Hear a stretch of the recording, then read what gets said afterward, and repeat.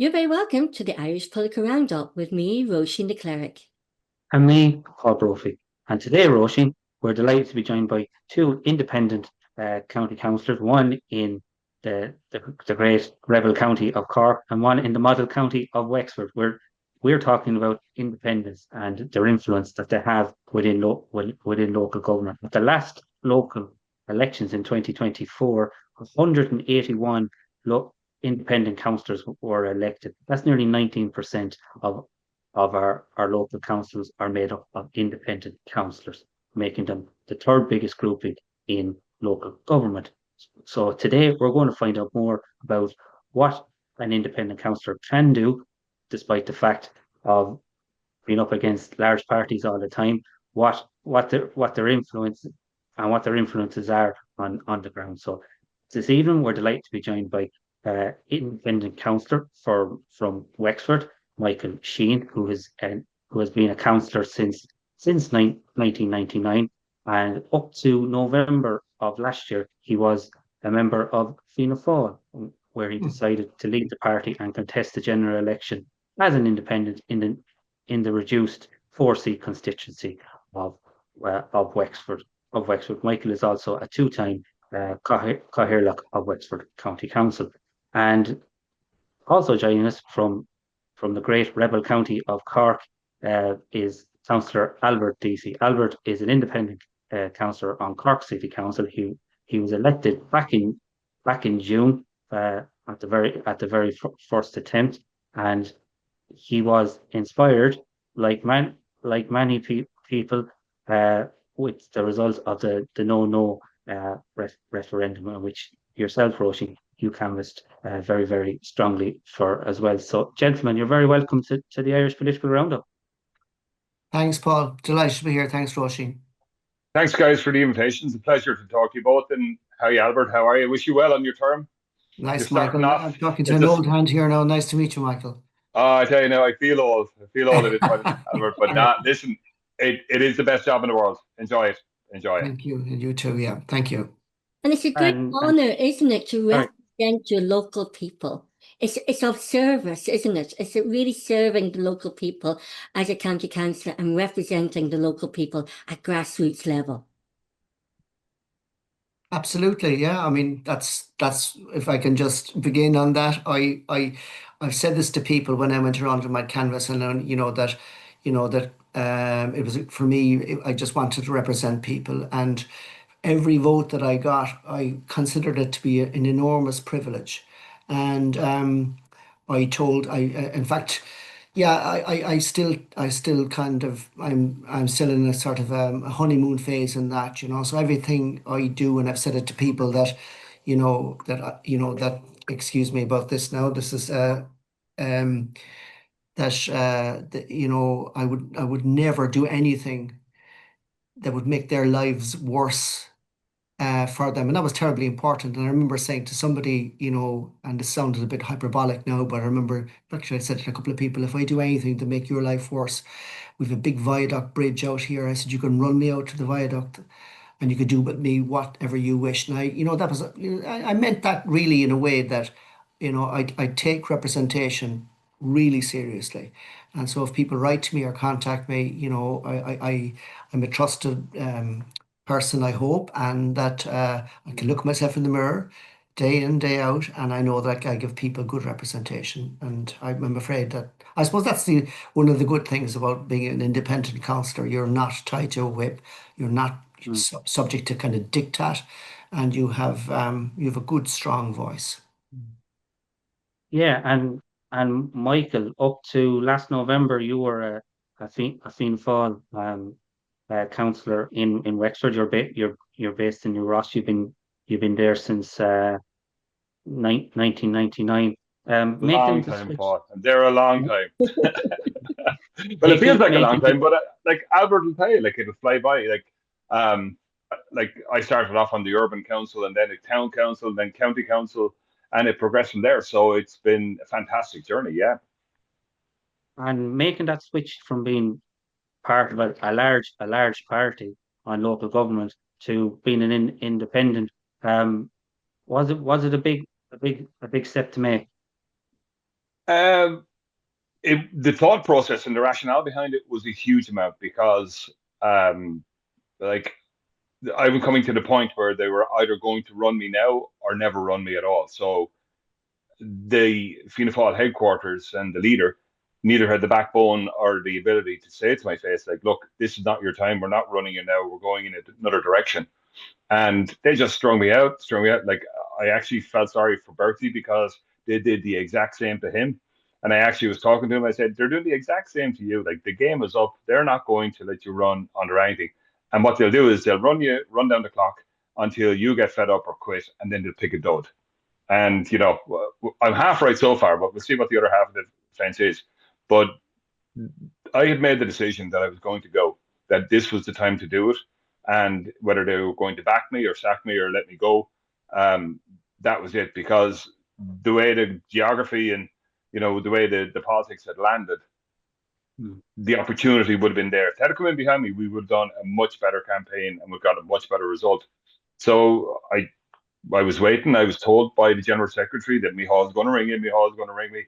I knew come October weekend, bank holiday weekend, I was going to get a call from God quicker. I was going to get a call from Micheál.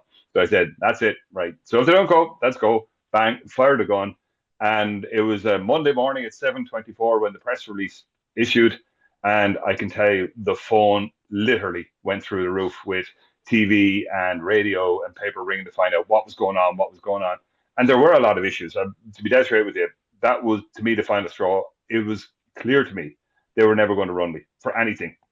And, you know, and the problem I find with all headquarters is you're good to them until you're no good to them, and then you're gone.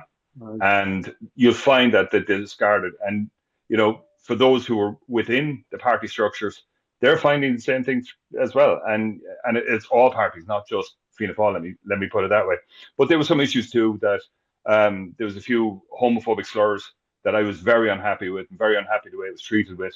And Mount Street said, oh yeah, we take care of it. And I said, you didn't take care of it. I don't feel you took care of it.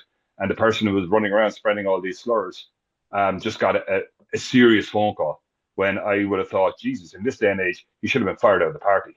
For a former senior minister, you should have been fired out of the party. So there had been a lot of kind of build up to it. And then when the general election came, they didn't have the courage.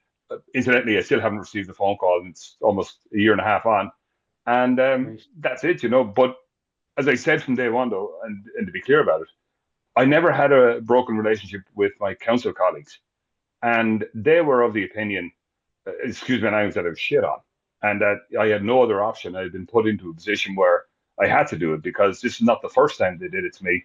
They did it in 2009, they did it in 2019, 2020. They ran 4 candidates in a 5-seater. Like, crazy stuff that you wouldn't stand a chance, and then couldn't understand when we only got 1. You know, so a lot of things in the background, but when the decision came, the decision was made, and that's it. And, you know, I haven't looked back. You know, Albert will tell you the same thing in politics. You keep looking forward. You have other people who are always watching your back, and it's not from there. So there's some things I miss about it, and some things I don't miss about it. But, you know, you make these choices and you get on with it. And what was the reaction of your local constituents on the ground when you made the change? To be honest with you, what they were all telling me was the best thing you ever did. You should have done it 5 years ago. You know, when were you going to learn they were treating like dirt? When were you going to actually stand up and do it?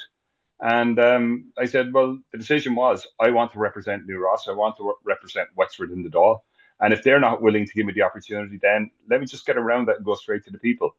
And, you know, we'll see where it goes, because at the end of the day, this is all about representing our people, representing our community, and getting the voice there through. And whether you're independent or whether you're aligned to a party, you know, that's where it's all even and it's all level. It doesn't make a difference, because at that point, in a council meeting or making representations, you're all equal, whether you have a logo or not, Paul. Yeah, and do you find too that, sorry, Paul, do you find too that maybe sometimes the big political parties and the head office, they forget that you're grassroots, and people buy from people. People are voting you in because of the likability, the know and trust. Lots of people would have said to me in the past that I won't vote for you because you're a party. And then consequently, that turns around and said, yes, I'll vote for you now that you're gone. You know, a lot of people have said that, but local elections, the name is in the title. It's a local election. It's about representation. It's been on the ground, doing the groundwork, delivering on the projects, making representations. And it's the small things that you do, and it's the big things that you do. So it's across the board. The difficulty, and that I'm on the outside, it's kind of like, the St. Paul conversion on the road to Damascus. I can see the problem at the headquarters, and I'm telling you now, headquarters do not give a damn. They don't. And if you want to see that in action, look at the recent nomination process in Fianna Fáil. Look at Billy Kelleher. Served his whole life and was defeated, narrowly, I might add, but he was defeated by somebody who's not even a member of the party and approached by Fine Gael. So, I don't understand. There has been a disconnect, and is a disconnect between party headquarters and the grassroots. And I suspect, right, across the country, if you ask councillors, when is the last time their organisation met? I'd say you're going to get a shock of an answer. And if that doesn't shock you, how many conventions in the last local election were actually voting conventions, as opposed to we select two, we run through, we all go through in a nod? My understanding is there was very few conventions, either in Fianna Fáil, Fine Gael, or in Labour, in which there was a voting convention for the candidate for the local elections. And that in lies the problem for them, because people are not going to them anymore. And that's a problem. And what's happening now, particularly with social media, it's all independent. It's all, individualized on that side of it. So the momentum has changed away from larger parties. And of course, they have the scale and they have the money, they have the social media. But you know what? So do independents. And so do we. Yeah. And we've got the message. And it's a lot easier for us. We're far more flexible as an independent than you are as a part of a team. So, it's 6 one, half a dozen the other. It's just a different mojo, but it's equally as effective. Yeah. You made a good point there as well about people, that voted for you, that continue to vote for you, and people that wouldn't vote for you because your party now vote for you. Like, as you said before, Roisin, you follow your hairdresser. Yeah, and I just make, just to back up what Michael has just said there. I mean, when I was knocking on the door, so many people said to me, are you with, you're not, so long as you're not with a party, they're going to vote for you, because I think it's a big problem. I mean, I'd be honest with you. I thought that the Fianna Fáil vote the last time, no disrespect now, Michael, but that it would actually implode, and all of a sudden, because I remember being over at the Count Centre on the referendum, and there was literally nobody from Fianna Fáil, nobody from Fine Gael. One or two from Sinn Féin. They had no, and I said, "My God, the party is over." Like so, and I used that as on some of my material. But they managed to resurrect, and they did better than I thought. But I think the big problem, and Michael has hit it on the head. I mean, yeah, I'm working very hard, as I know Michael works terribly, terribly hard as well. But you do have a reach now that maybe you're not as, I'm not intimidated by the party. If you get social media, you're getting your message out. Michael is long established, so that's great. But I think the parties have a big problem that independents don't have, and the party structure, I think, have an issue with what I call kind of political legitimacy. So, for example, when it came to the referendum the last time, it was, both were rejected by 75% of the population, and yet you have the parties promoting this, and I suppose it's a bit authoritarian in imposing this kind of stuff where there is a complete disconnect. And yet, we've the same issue with, for example, with the presidential election, where the parties have told, certainly in my area here now, they have basically directed councillors to, I suppose, to undermine the whole kind of political democratic process. And we have we have a unique position as councillors that we can nominate people, and they're obstructing and they're undermining democracy. And yet people want choice. That's what we all want, no matter what you want to do in life. It's all about choice, and they're obstructing that. And again, people are seeing that, and it's not good.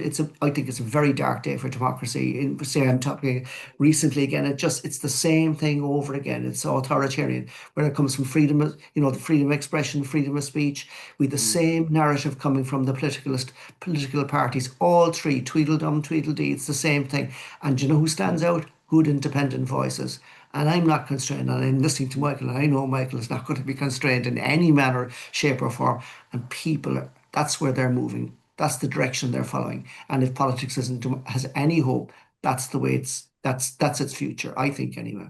And do you think too that what is happening now, what's happened in the referendum, but what's happening now in the presidential election, is it exposing the lack of democracy? Is it exposing it now? Is it coming out to the forefront where it would have been brushed under the carpet, but now it's exposed? Well, I don't think it's being exposed enough, you know. I think the media, I mean, for example, I've been, kind of work I've been doing like in the last week now, I'm just looking here in front of me, writing to all of our independent senators, and that's a bit disappointing that some of them don't come back, you know, reply, and just Oireachtas members, encouraging them. I was very keen to get an independent candidate on the ticket. And yeah, so I mean, obviously the parties have blocked him, and most of them, they've blocked him through the council. But I think what you'll see is, you know, the media are protecting government candidates, and they're protecting that narrative. And they're not calling out that this is not good for democracy, the fact that this is undermining the democratic process and denying very, very good candidates, as you know, it was the norm before. And you know, it's not too long ago, and they did facilitate people getting on the ballot. So you will have a further decline and an erosion of democracy with a very poor turnout. That's my prediction, and that's not good. And that comes down to hegemony in the media. Who controls the media controls the narrative. And it's been very apparent that over the last, I would say this is 2025, I would say since 2018, that I know when I was in local radio, it was where you had to have opposing balance and opposing guests in talking about the different, and then it slowly came in, filtered to, no, we'll just have this person on, don't have that person on. So the media is biased, and it's a bias that it doesn't have the voice of the people or anyone with an opposing voice. Well, one of the things, just listening to Albert there, like, and we have our meeting coming up on the 19th. And again, it'll be interesting to see whether there'll be a move to block the simpler proposition that we agree to nominate someone. Like, whoever it is another question. But, you know, as I'm talking to some of my colleagues, like, well, yeah, you don't have to break your whip. Just abstain on the day, or don't turn up. If you have your candidate, then you have your candidate. But, you know, give people the option out there. Like, it's very stuffy in the middle, and you're going to need at least one, possibly two independent candidates. That's going to shake it up. That's going to give whoever becomes our president, because one of the people are going to become our president at the end of October, give them the opportunity to show they have the mettle for the job. What's kind of looking at the minute is like, it's just so stuffy and it's so contrived. And, you know, there is a constituency of many groups in the country that currently don't have, you know what I mean? Like, I understand now when we do have our meeting, Maria Steen is coming down. She represents a wing of the constituency of the country that at the moment has no and will not have a voice. And you can say, you know, well, she doesn't stand a chance. Well, if she's not on the ballot, she certainly won't stand a chance. But the other side of the coin is that we need people in a democracy. We need to agree to disagree without demonizing them, saying, oh, you're just a crank and you're this, that, and the other thing. So we need that. And I would be hoping, and unlike Albert's experience, I would be hoping that Fine Gael particularly, because I understand they're the only ones that have an absolute, like, do not allow them through, that they'll reject their headquarters. Now, they don't have to go out right and say, oh, you know, you're this, that, and the other. Just don't get involved in debate. Don't turn up. Abstain. Like, we own, like, and Albert realized this in due course. We have so many limited powers as an elected councillor. Here is one constitutional power. Yeah. And you have councillors running around saying, oh, no, we're not going to do it. But on the other hand, we need more power. Well, you know, make up your mind here, boys and girls. Like, what do you want? Are you going to exercise or not? Yeah. And the moral of the story of this, and I'm hoping other councillors and people watching this, just because you get a nomination doesn't mean you're getting an endorsement. Yeah. Do you know what I mean? I like Maria Steen and I like Gavin Sheridan. They both have very distinct messages. Will I be voting for them in the general election? Who knows? You know, Heather Humphreys was an accomplished minister when she was there. There isn't a plaque that she hasn't opened across the country in every village, crossroads, town of some project there. So she'd be well gotten. Same with Jane Gavin once it comes outside of Dublin. So they need the rooms for these people. blocking him is not going to do local democracy and is not going to do councillors any favour. And of course, political parties say, well, we have our own candidate, and the whole joy of politics is you have to get your candidate to win. You need to step back. There's a bigger picture here. Yes, you are politics, but you are actually in a functioning democracy. We need more candidates to shake it up. And like I said to you, like once the nominations close and we know the runners and riders, then let the politics begin. But in the meantime, the same as we do in the Senate, we try and encourage as many people as we can and facilitate as many people on the different panels. Who knows what the result is going to be, but at least use the powers that you're granted by the Constitution and see what happens. Because I know that if Gavin, Sharon and Maria Steen make it onto the ballot, the contest will be far more vigorous. And it will be riveting to just watch on the outside, see where this is going to go. Because, like you said, the media is slightly tilted towards it. Look at all the people working party headquarters and where they end up working. You know what I mean? You don't have to be, Einstein to see that one coming. So there will be that. The difficulty is with social media, it does level the playing field a bit. And with Commission them on locally, it allows reporters under the local democracy scheme to actually just concentrate solely on council meetings. So, it's all to play for out there. It's just what we need to do as councillors to see the bigger picture and just step back and allow these candidates to come forward. You may not like them, you may not love them, you may be dyed in the wool of one persuasion or not, but at least get them onto the ballot. Give people the option and then see where it is, because I think if we have another 2 or 3 candidates on the race, I think it's going to be a riveting race, because it's what the country needs at the moment. We're just so stodgy, so lethargic in the middle. Everything is, processed, gone to organizations. We're planning this, we're planning that. In the meantime, 15,000 people are homeless, 5,000 children, 1 in 5. Like when we started, 1 every 5 children are in poverty. Like, how can that be? And like, those are the questions that are going to come straight into this. And the more it goes on, I can see exposures in both the Fianna Fáil and in the Fine Gael, but particularly the Fianna Fáil one, because for those who would have heard the Taoiseach on News Talk there, when Jim Gavin announced that he's only doing 1 term, straight off the bat, the reporters knew, well, then you're just keeping the seat warm for Micheál. You know what I mean? So the politics of this thing is going to be very, very interesting. But the more they do, and this is where it gets serious for me, the more they do to block candidates, the more dangerous it is for us as a democracy, because then it becomes a 2-horse race of both horses in the same stable. Yeah, and Roisin, we were chatting earlier on in preparation for today, and we were saying, like, if we don't see more candidates coming through onto the ballot, could we see a lot of people spoil their vote? Yeah, kind of a protest. And Declan Ganley was saying that people should protest if candidates are not facilitated to do, then you should protest it. Now, I wasn't sure that's a good idea, but the only logic in that is that if a protest vote is a spoiled vote, then they have to register as a spoiled vote, so you'd be able to determine what the number of spoiled votes as a percentage of the vote will be.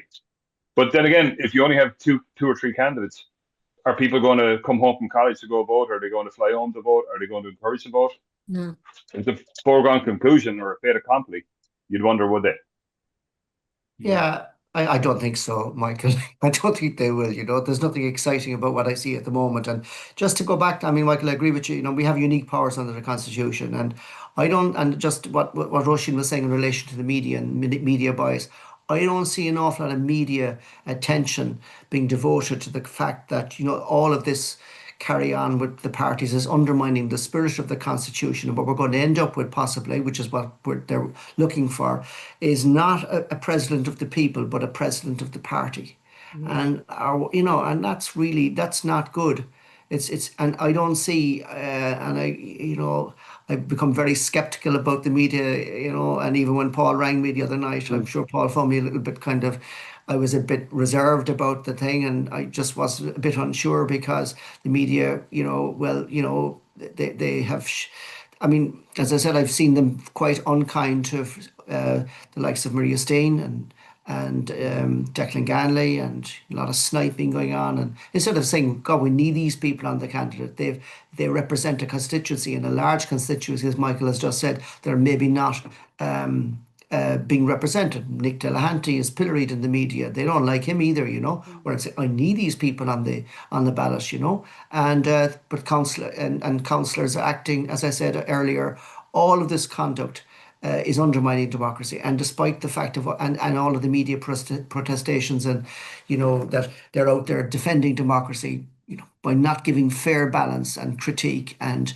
critiquing the behaviour. They're certainly not critiquing the behaviour of the parties at the moment. And all of that is mitigating against democracy. Yeah. Well, and the role of the media, the role of the media is actually, and journalists, is to hold the government to account and politicians to account and report factually and to give a balanced view. Sorry, Michael. Yeah, no, I was going to pick the point up there to Albert, and he's actually correct in terms of, you know, you need these people.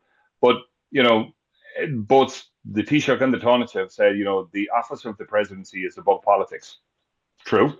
Yeah. So what do? Block every candidate coming through. You know what I mean? You can't. You know, you can't block them out and say, you know, well, it's the office is above party politics. But the actual truth of the matter is, and this is where I think the large parties are reading this wrong, you're actually going to need candidates like Roisin and Gavin and probably Nick Delahanty. You're going to need them on the ballot paper because whoever gets elected is not going to get elected on their own steam. So you're going to need people to go in for Maria 1. And like, as Albert said, anybody who's looked at ballot papers, the old adage, you know, going down the line, party politics, that's gone. So you'll have people voting, you know, one way and then going the next. So you'll have people who'll go in there and vote for, you know, Heather Humphreys and Marie Stein just because we want more women. You'll have people going in there and vote for, you know, Heather Humphreys and Gavin. Yeah, and so you're going to need those transfer votes, and the smaller candidates will bring it in and eventually bring it down to a 2 or a 3 horse race. And that's where it is. So, like, if the parties were doing the job right, they would be saying get as many candidates on because it energizes their constituencies. It gets those people out that, you know, when the general election was on last year in November, it was absolutely lashing rain for the entire day. It was a miserable day. It was dark. It was dreary. Like at 5 o'clock in November evening, when you're sitting home by the fire, wrecked, tired after work, and are you really going to get into the car and go out and vote? Nah. And so turnout was like dreadful. Turnout in the urban areas was dreadful. Like 50% of the people in New Ross didn't turn out to vote at all. So, you know, you need those smaller candidates to generate the momentum to keep that election cycle because, like, as it is at the moment, like, regardless of whether Sinn Féin run anybody or not, the way I see it at the moment is either whoever stays ahead of, whichever government party stays ahead of the other will be it. So if Heather's hired Jim or Jim hired Heather, at the moment, that would be it. By bringing in the other candidates, it's like a kaleidoscope. You just don't know where you're going to be, you know, and you're going to knock it off because some of the candidates who are going to come onto the field would draw from the mainstream parties. They will take them to the ball and they'll take them to the Gael. Yeah, absolutely. So, and I think if the parties were reading this correctly, they should, you know, make all the fuss and everything. But when it comes to the council chamber, let these people through because you do need them on the ballot. There will be people vote on gender. There will be people vote on geography. There will be people who will vote for a myriad of different reasons. Those are the votes, the 2, 3s, and 4s that would get you to win the presidency. And like, you look at the presidential votes in the past. It's always been the transfers that got it over. So, you know, they're not doing themselves any favor by blocking everybody out and then like running a strategic campaign for 700 grand because both of them are going to spend 700 grand of taxpayers' money, 500 grand each of taxpayers' money to get their own person in when there are other candidates there who can run an equally effective. But like it's going to be a social media campaign more than everything else. And it'll be interesting to see what that plays in. Yeah, and Michael, if I can just make one small comment. I mean, you have rightly pointed out that, you know, the office of the President of Ireland is meant to be above politics, and yet, you know, the parties are behaving the way they do. And I suppose that's why I'm really passionate that we need good independents on the ballot, that people can act. Hopefully we'll get an independent president who can act as a unifying force. I suppose I'm thinking about Mary McAleese when she was, I can't remember now who she was nominated by, but she was seen to be, was she Fianna Fáil? Okay, fine. But even at that, like, she was a person that was new to politics here, and she was outside. You know, she hadn't ever been an elected member of the Oireachtas or anything like that, you know. So she was seen to be a unifying force. She was a northerner, and she had broad appeal. And Yeah, I'm just thinking, yeah, how that served its purpose very well. But I suppose, if I were to be a little bit more cynical, then as well, I'd be thinking, why would the parties want their own man or woman in the Áras? Well, maybe perhaps they will be presented at some stage in the very near future with legislation that has been dictated to us, perhaps from Europe, i.e. hate speech legislation, so they'd have a safe pair of hands to make sure that everything would be passed on and signed into law with no real, well, not maybe independent critical analysis. Well, I think over the next 10 years, we're going to be faced with a lot of kind of fundamental choices that we haven't had to face since the foundation of the state. I think neutrality is now on the block. I think Mercosur deal will now put agriculture on the block. I think a lot of the legislation come from Europe is going to be unpalatable to a lot of what we do on the ground, across the country and community. So that side of it. So I would think whoever is going to come in is going to have to be fairly assertive and stand up. The difficulty, and I think you're correct on this, is that by having one of the lads in the Áras means that there won't be as much resistance. The Council of State won't be very busy. And I would suspect that what I'm hearing about is more referenda coming down the line of topics that nobody cares about and that nobody would be, you wouldn't cross the road to vote on, like the patent and all this sort of stuff. Just so removed from the way people just can't, make ends meet, the way people are absolutely struggling in their daily lives. It's just so removed from the bubble that you just wonder, why they haven't twigged it. And I will say this, and it's delighted, like as an independent, you get to work with them. But somebody outside of the pale now looking in on the party politics, you know what I mean? It's a different realization that you're like, Jesus, lads, you need to step back and have a look here and see what is actually happening out there, because, the party can rally together and smother up things, but there is, when you step back and look at it, look, we've bigger problems than that. So, battening down the hatchets and circling the wagons is not really going to solve the problem, and then alienating the rest of independent members. So that's a real challenge that's going to come forward in the next couple of years, because as the parties do diminish, I mean, for what it's worth, when I got elected in the last century, when I got elected back in 1999, like Fianna Fáil, Fine Gael and Labour controlled 95% of the vote. 95% of the vote. Like Sinn Féin was coming in at around 2%. And now look at them, like between the three of them, I don't think they get 43% of the vote. So people move on. I mean, our political landscape is balkanized. And the more with social media, the more that's going to go on. And I think, all the political parties, and I lump Sinn Féin in on this one too. All the political parties have a difficulty getting anyone under the age of 35 involved. They're just not, they're not interested in the model of politics. They may not be interested in politics, but the fact that now they're not going to have their own house for at least 15 to 20 years beyond that, they don't see a value in politics. And I think that's where independent councillors come in. I think that's where councillors in general come in. Yeah. There is a value in politics. There's actually an integrity in politics that we don't get to see on a daily basis. And there is a need for young people and young candidates and diverse candidates and all candidates to serve their community. And it is an honour to serve, no matter what party or none that you are. You still have a role to play. And I think that's where independent councillors, like Joe and Heiding can add, we can reach parts that other beers cannot reach, So that's where I think independents come in.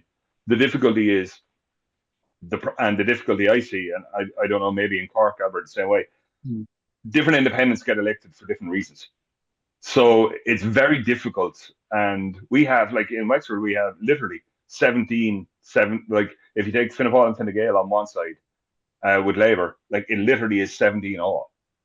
By the time we had the Sinn Féin, Aintu, and the independents and the Independent Wexford Alliance, we put those together. We were literally neck and neck. And the poor Cathaoirleach, let me tell you, he's after getting hopped off with a casting vote already. And in fairness, he did the right thing. There was a motion supporting neutrality and supporting the triple lock. And he voted a casting vote in favour of that, while the other parties were voting to review it. But, it's hard, like it's very difficult. When you have an group of independents, it's very difficult to get them all working together for the same thing, because the last thing they want to be seen to is working as a group, because that has the shades of a party. You know what I mean? So the difficulty, and that's a hard thing to do, to get everyone kind of close to alignment or some sort of like agreement a consensual agreement on a different policy platform that would put it up to the party. So that's where the challenge lies. And in the, inside the bubble of the council chamber, the executive will go where the power lies. So if the independents can coalesce around a general agreement of principles as a group, then the executive will take independence far more seriously. Because at the moment they can pick people off, like they'll have the councillors that they can work with, and they'll have the councillors that they see as troublemakers, and they have the councillors that they see that they can bring along with the right support in the right areas. Political parties tend to get a different reaction. They know if they get one, they get them all. So, on that side of it. So the inside the chamber tends to be it's a different political management. But you can do it. I've done it before, and you can do it again. Yeah, that is an interesting point, because we do see, yes, there are a lot of independents get elected across the country, but they're not always all in the one cohesive group. So what do you make of these independent groupings that have come together? I know, Michael, you mentioned you have in Wexford, you have the Wexford Independent Alliance, you have other little independent networks across the country. I know Sharon Keoghan is very, very active in that. By having those kind of cohesive kind of groupings, or does that seem to be the best way for independents to kind of make an impact at a local level? Well, at the AGMs, and Albert probably tell you the way it works, but at the AGM, like, independents can work together and form technical groups to ensure that they don't lose out on some of the higher power positions, like, the SPC chairs and that sort of stuff. So it depends on the committee. And in that regards, they work together. I would say, yes, like, working together as independents, but it's very difficult because by its very nature, independent councillors will work with independent councillors when it's on their interest to, and you get different people getting elected for different reasons. And sometimes those reasons, as they are, like, the worst of the competition is not between independents. It's actually between members of the same party. Like, it gets vicious and vexatious all at the same go. So the difficulty is trying to get all the independents to work together in a manner that, is mutual benefit, doesn't see them as being part of a party. Now, we had the unique event last year where in the local elections, Deputy Murphy got 12 candidates under the same banner, under the same branding, if it walks like a duck and it quacks like a duck, it's a duck. It was a political party, but they will say they're all independent in their own right. And in fairness, their voting record will show they do vote, not always in the same way, but they certainly don't, would be as cohesive as a political party. So there is that element there.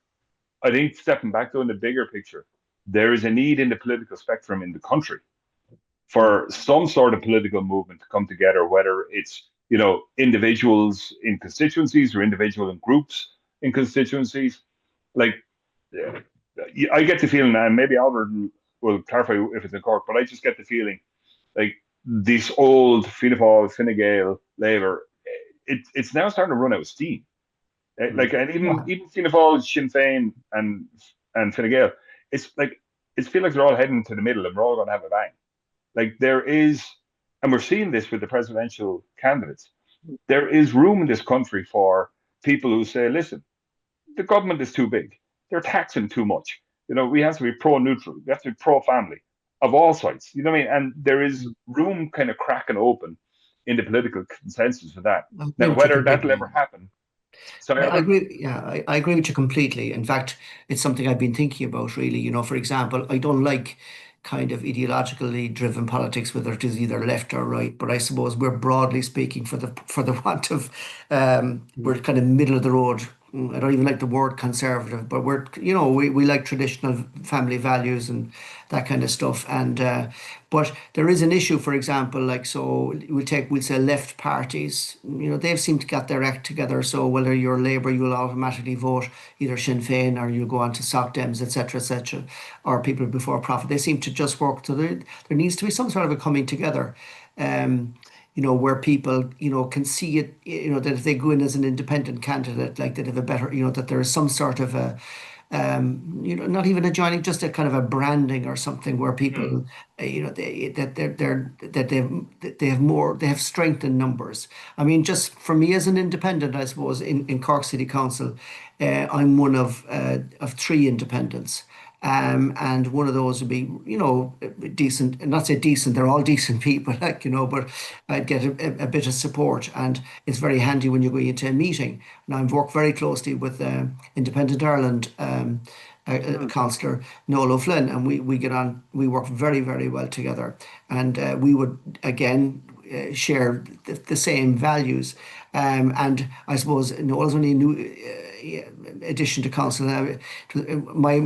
I found it very difficult inside in Cork City Council, but certainly when I arrived in, people had all sorts of preconceived notions about what I was or what I wasn't. And as I say, everybody is uncomfortable. So until the misfit arrives, and so I was, Sinn Féin, Fine Gael, Fianna Fáil, Labour, and Soc Dems, they all seem to coalesce on anything I said. But like. And I think I have and I know Michael has a strong voice. I know I have a good voice, and I know I'm talking about issues, and I know I get good attention from from the executive and a lot of people. I get good positive feedback on the things I say. But you still don't have the numbers. But whether you don't have the numbers, you still have a good voice, and that is very, very important. But again, we need to try and make that space more attractive to get more independents that can come in and they can see that there's that their voice, that they have it can be strong and they have a viable future by going through by following that path. Yeah, I wouldn't disagree with that. I mean, that's what Macron did in French politics, absolutely, in French race. But there is a space like within the center, maybe center right, maybe left of center, for a grouping to come together there. And I think if a large enough amount of independents came together under a unitary banner, I think it is, because the difficulty is, as long as we have the system where you've got smaller parties and then 3 large parties, so the makeup of the next government is going to be 2 large and 1 small. Now, it could be 2 shades of green, it could be green and blue, it could be blue and green, but from the dynamics where it's heading there that in the next government, unless there is a serious political rival, and the left will come together until they fall out, and then when they fall out, it's going to be a bang. And unless there's a serious move to have a coherent, and people are very, very shrewd and very sharp on this. You don't just want to come together for the sake of making up the numbers. You actually have to have policies and ideas, and this is actually rooted through the county council up, through the different boards that you're on, through the the LCDC, the age-friendly, independent councillors and councillors in general. They really get to see this country from underneath the hood. Like, we get to see the age-friendly in action. We get to see the mental health working group. We get to see the stuff that, doesn't appear in the papers because it's not the most sexiest of stuff. It's built into the chief executive's report. But as Albert will tell you, when the chief executive's report comes on the agenda, it just becomes who can get to the media the quickest with the loudest and the sharpest of lines, so that the next, it's whatever to say. And, anybody reading this, or anybody from Wexford, well, he's guilty of it too. That's the nature of a business. It's a really competitive business, but, it's a competition of ideas. It's not a competition of personalities. And that's why I think there is a yawning gap. And you'll see this gap opening up with the budget again, where people who are working, and I'm one of them, but, thankfully not too bad. There are people who are working 50, 60 hours a week, giving up time with the family, giving up time to try and make ends meet, and they simply cannot do it because the cost of living has gone through, food has gone up, food has gone up in price but down in size, and people are just and people are just so sick of that. We'll do this, we're going to do that, we're going to do this, but there are other people's on the margins where they haven't worked a day in their life and they're living the best life. And people are saying to me in my clinics and the offices and stuff like that, they're saying to me, what am I doing wrong? Like, I don't have a council house. Your man down the street never worked a day in his life, got his council house and do that sort of stuff. And there is room in the political spectrum for that sort of behavior and for that sort of, ideology to come through about smaller government, smarter government. And I don't think it goes back to the presidential election. I don't think as long as the current status quo stays as it is, I don't think we're going to get the elbow room for that space.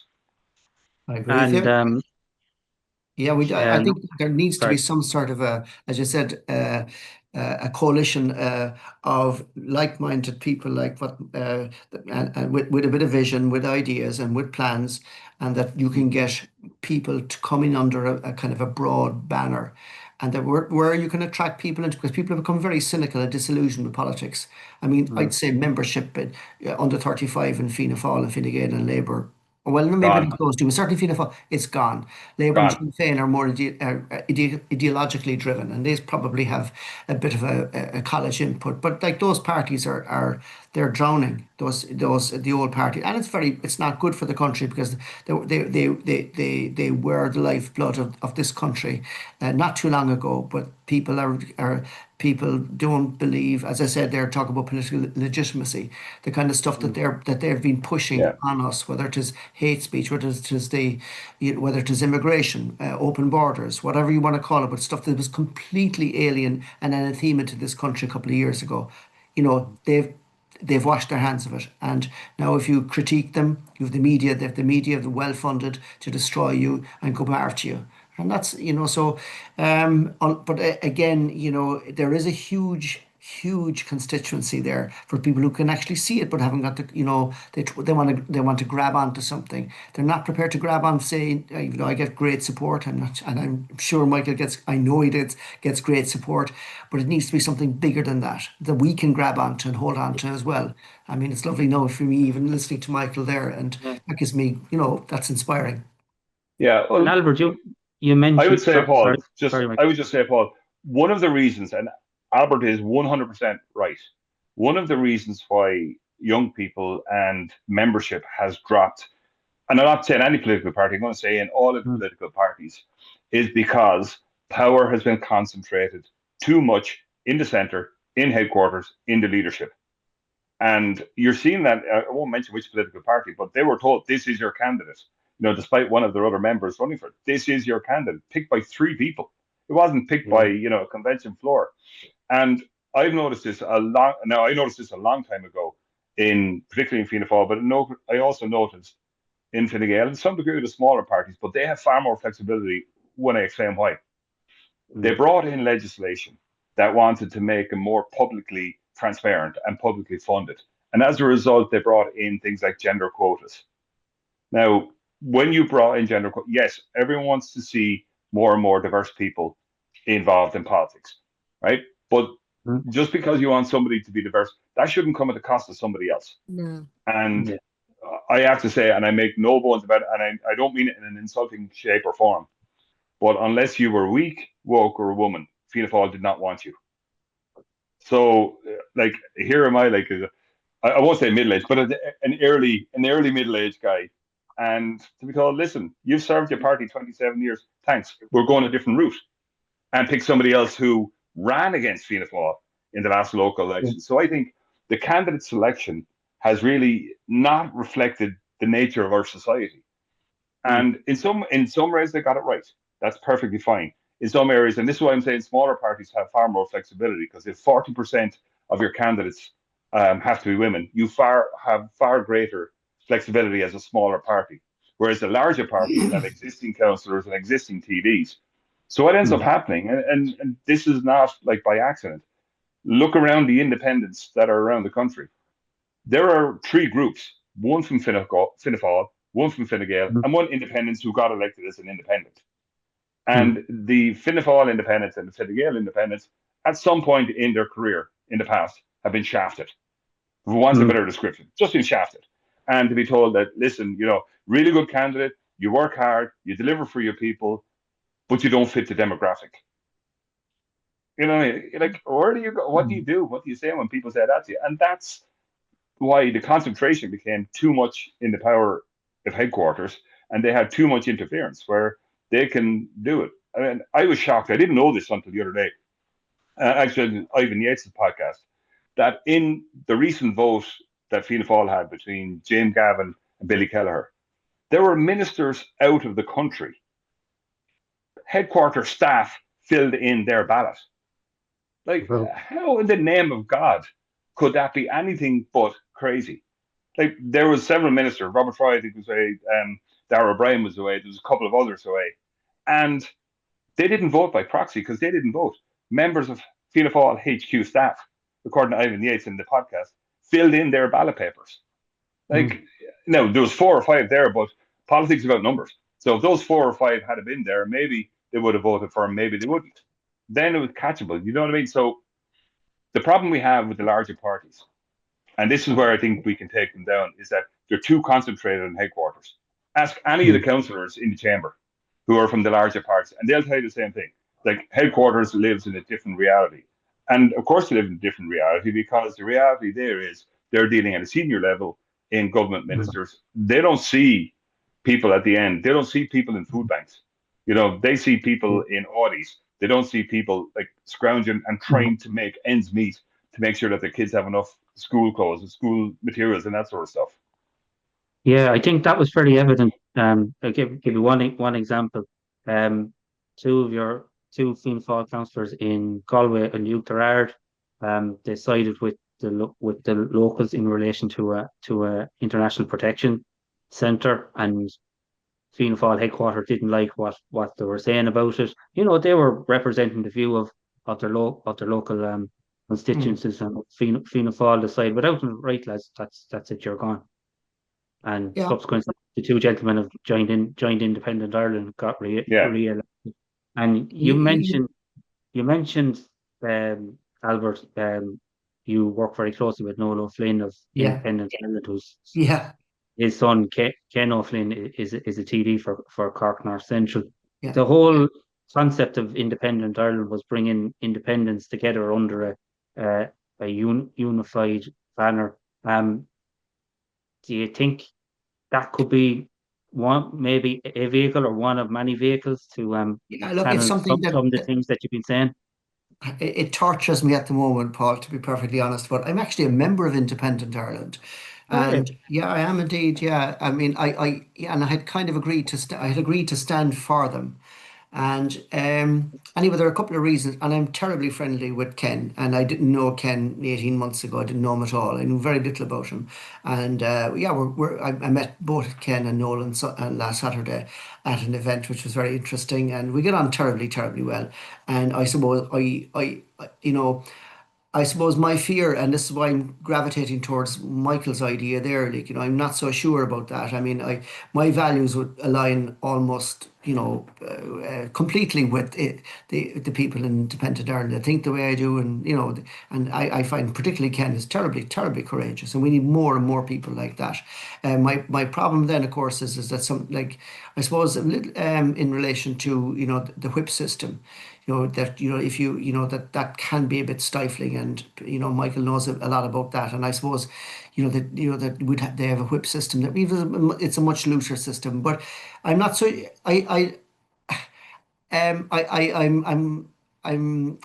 I'm not so sure that they offered the solution, but I think they're a big part of big part of it themselves, and A2 and other like-minded independent centre ground. We need some sort of a come together, some sort of a broad coalition, and so tell people, because, for example, I know that the language that Ken talks in Cork, he has huge following. I have no doubt in the morning he topped the polls if he stood in the morning, and everybody tells me, and like I make a point of telling people we're friends, and and people ask me, like, if there was an election in the morning, certainly if I was on the Independent Ireland ticket, it would be a lot more advantageous given how well Ken is doing in Cork. So it's something but what Michael has to say is saying there as well is huge value. But I'd like to see a kind of us broadening out that discussion ASAP, so that we can have appeal to bring in this younger cohort and this very disillusioned people who really feel they don't have any representation. And I think there's a huge marker for that. I'm not so sure. I'm not so sure as to how to, but that needs to happen. That needs to happen. We're all talking the same language, but we're all kind of singing off different hymn sheets, and we don't have power unless you have unity. You don't have power, really. Yeah. Very true. Well, you don't have power unless you have the numbers, and politics is about numbers. So that's why you really need a broad-based coalition. Like Independent Ireland would be a part of it, Into are a part of it, Social Dems are a part of it. I mean, they all come together. But it's interesting that, you know, you say Kenno and Ned.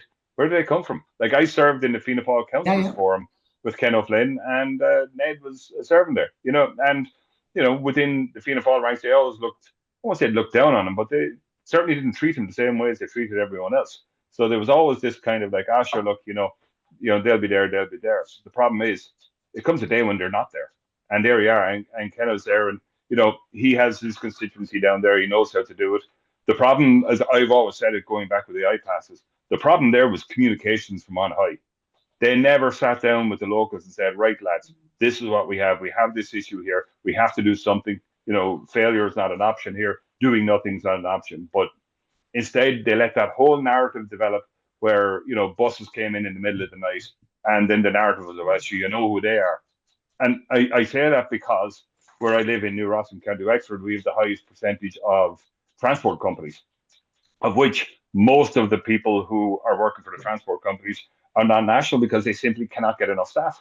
So, you know, we live in a very diverse culture here where people from all over the world are walking across the street. And to some degree, that's good. To some degree, that presents its challenges because our culture is very different from theirs. And, you know, we have to work together to explain that. When you do that, it brings them forward. But if you're going to be, you know, in Mount Street or in the middle of Dublin, and you're going to send people down there, and that are not in it, like there's none on Embassy Row and that sort of stuff. So that's where you lose people. That's where you lose your communities. And that's where politics is weakened, because people feel like politicians, locally and nationally, actually you're saying one thing, but you really mean another, or it's a done deal already. So you're only coming down here to come off me, you know, and it makes our job so much different when it's just mishandled.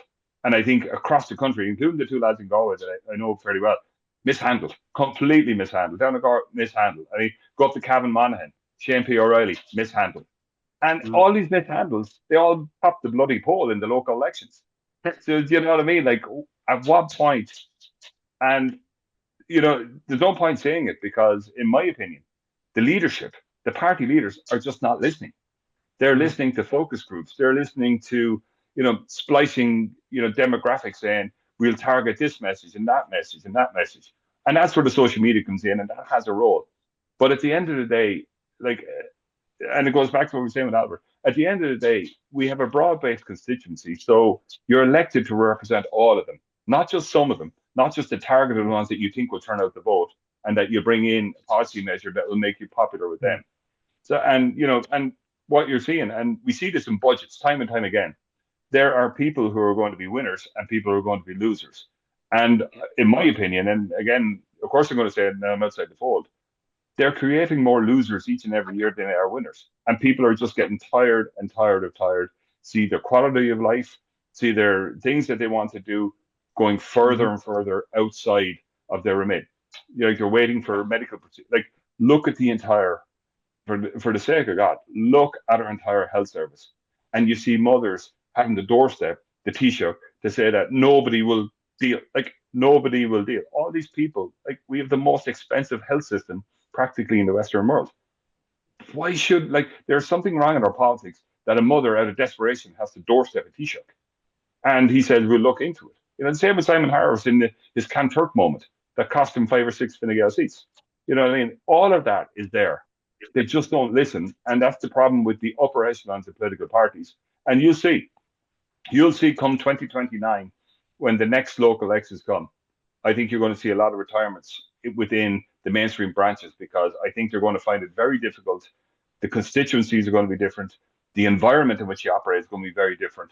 And I think by 2029, Fine Gael will be in power the balance of 20 years and Fianna Fáil in 15. And I think that's where I'm saying to you, there is room for a movement to come in.